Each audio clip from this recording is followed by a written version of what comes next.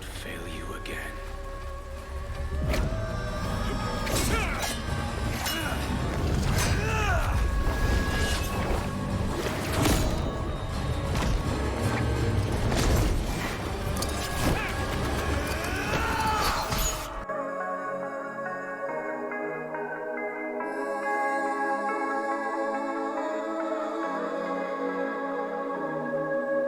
For Yone, you would go Precision. Uh, you would go Conqueror, because it works well with his abilities, and I mean his Q is basically Yasuo's. Triumph, you would go for bonus attack speed, again similar to Yasuo. You'd go for this because you do often get low enemies, seeing as you do a lot of crit damage. For here, you'd probably go Domination. You actually go Taste of Blood because he is quite squishy. He doesn't have the shield like Yasuo, well, the passive shield at least. And for some bonus healing. Over here, you would actually go for the attack speed, adaptive force, and here you can actually go the health, armor, or defense, whichever you prefer. Again, as with most gems, you can change it up a bit. You can go Eyeball Collection instead of Ravenous Hunter for more damage. You can change these up a little bit, but this is the standard rune set so far. As he's still a new champ, people are still trying out different runes, but I found that this is the one that works the best. Yone's passive is basically half of Yasuo's passive, and they've added on an extra thing. So basically, the first part is the critical chance is doubled and deals 10% reduced damage, hence why you need Phantom Dancer and Infinity Edge as your core items. The second part is that he wields two blades, so every second attack deals 50% magic damage.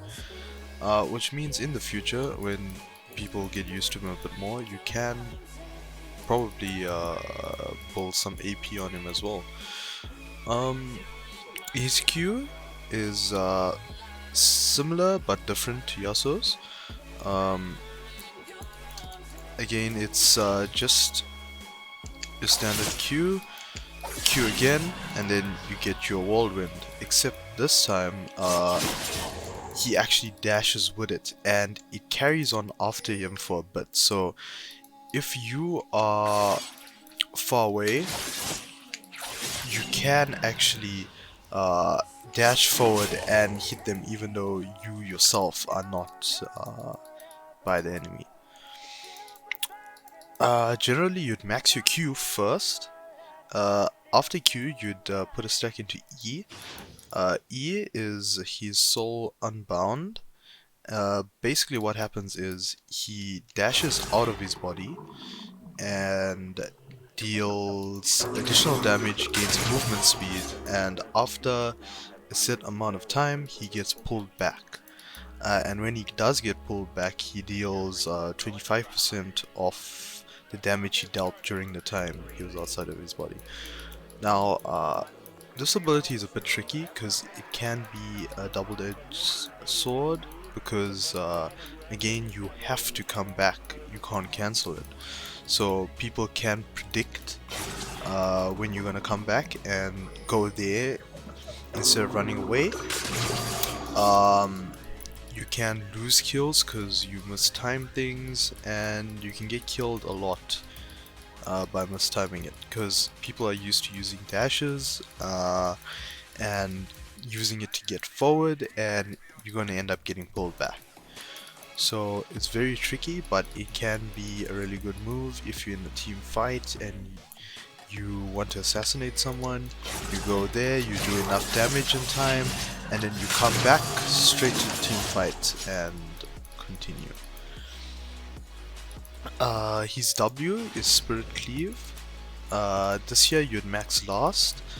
Uh, Basically, it cleaves enemies and gives you a shield depending on how many enemies you hit. It does do percentage health damage, so that can be quite good in team fights. It's going to give you sustain because of the shield, and it's gonna do a lot of max health damage, which can be really helpful. So again, you'd max your Q first, then your E, your R, and lastly your W. Your R is Fate Sealed. Basically, if you think of Yasuo's R, when he knocks someone up, he jumps towards them. Except here it's a knock up and a jump, so it's basically a skill move. You aim it, and then you dash the last enemy hit, knock them up, and deal a lot of damage. It can turn a team fight, and when coupled with your Q, you can use it to keep your enemies CC'd for quite some time. Generally you take Ignite with him and Flash. You can use other abilities, but I feel like this does the best amount of damage.